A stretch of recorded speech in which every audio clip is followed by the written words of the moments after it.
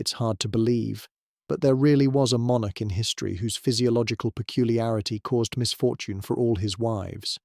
We are talking about Ferdinand VII, King of Spain, whose intimate problems, according to some historians, played a fatal role in the fates of 4 women connected to him by marriage.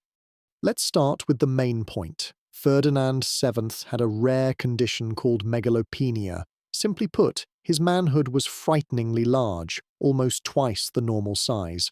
What might seem like a joke to some was a tragedy for his wife. But unusual physiology is only one facet of this king's personality.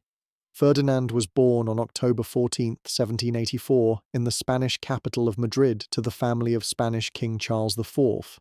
From an early age, he suffered from poor health, was prone to obesity, loved fatty foods and smoked incessantly. His appearance was far from ideal, and his character was even worse.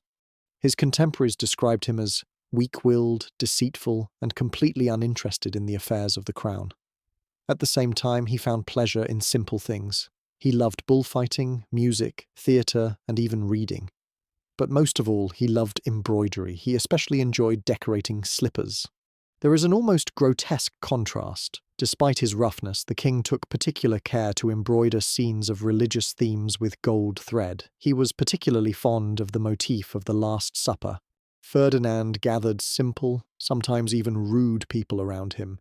Intelligent and noble people tended to irritate him. This was probably due to his awareness of his own limitations, both physical and mental. But let's move on to the story itself. 4 marriages, 4 tragedies, and 1 frightening peculiarity. Ferdinand's first marriage took place when he was only 18 years old. His wife was his cousin, Maria Antonia of Bourbon, Sicily. The wedding looked like a typical union between dynasties, but the first wedding night could be described more as a scene from an absurd play. According to the recollections of his contemporaries, no one really explained to the groom what to do. Left alone with his wife, Ferdinand began to behave like a child. He squealed, smacked his lips, buried his face in her chest, and then took out a needle and began to embroider slippers. Later, he confessed to his valet that he had been frightened by religious teachers since childhood. Supposedly, touching a woman's body could lead to blindness. Maria Antonia's mother spoke of her son-in-law with extreme dislike in her letters. According to her, the prince was unpleasant in appearance, fat and awkward, with a shrill voice and a completely mediocre mind. Moreover, she wrote that during the entire week of their marriage, the newlyweds never truly became spouses. She described her son-in-law as lazy, stupid, and tasteless, with an unpleasant habit of giggling for no reason. Only 7 months later did Ferdinand's father, Charles IV, personally intervene and explain to his son the role of a husband in married life. From that moment on, Ferdinand became overly active, and Maria Antonia quickly went from being a disappointed wife to a spouse suffering from pressure. And yet, their marriage turned out to be tragic. In 3 years, Maria Antonia suffered 2 miscarriages and died of tuberculosis at the age of 21. Rumours circulated that her mother-in-law may have been involved in her death, allegedly poisoning her unwelcome daughter-in-law. Ferdinand married his niece, Portuguese Princess Maria Isabella de Braganza, for the 2nd time. Outwardly, she did not conform to the court's standards of beauty. She was plump, with large features, but she sincerely tried to please her husband. When it became clear that Ferdinand liked to frequent brothels, the Queen decided to play on this. Every morning she would meet him at the stairs, dressed up and behaving like a street woman. Her dresses were sewn by tailors who served Madrid's brothels. The strategy worked. Ferdinand was once again consumed with passion, but this marriage also ended in tragedy. Their first daughter died as an infant. During her 2nd delivery, when Maria Isabella lost consciousness, the doctors assumed she was dead and began performing a caesarean section. But when the incision had already been made, she regained consciousness and screamed in pain. It was her last scream. She was only 21 years old. Ferdinand's 3rd wife was Maria Josefa of Saxony. She was only 16 years old and proved to be even more naive and devout than his previous wives. The king immediately appreciated her submissiveness and youthful appearance.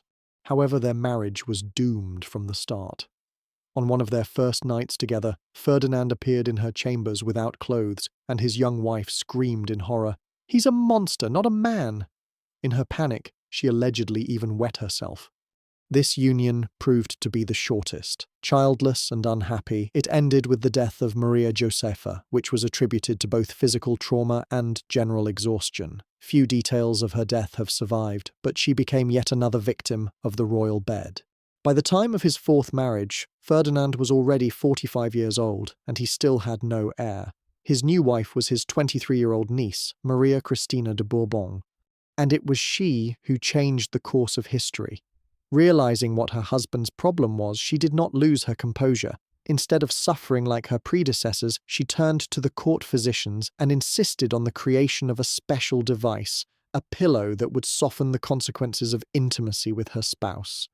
This protective pillow, made of soft goat skin and decorated with a coat of arms, was kept in an elegant box. Tailors, jewelers, and midwives worked on its creation, making it both practical and prestigious. The invention proved effective. Maria Cristina survived and gave birth to two daughters, Isabella II and Luisa Fernanda. In her diaries, she wrote that the pillow saved her life, but the fabric tore under pressure and had to be replaced every week. A few years later, Ferdinand VII died after suffering from gout and other illnesses. His widow did not seem particularly saddened by his death. Just 2 weeks after the funeral, she began dating a commoner, her bodyguard, Fernando Muñoz. 3 months later, they had a secret wedding, and later they had 7 children. Thus began a happy chapter in her life, outside the royal palace. Ferdinand VII's physical trait became not only a source of suffering for his wives, but also a metaphor for the entire period of Spanish history. His first 3 wives died young.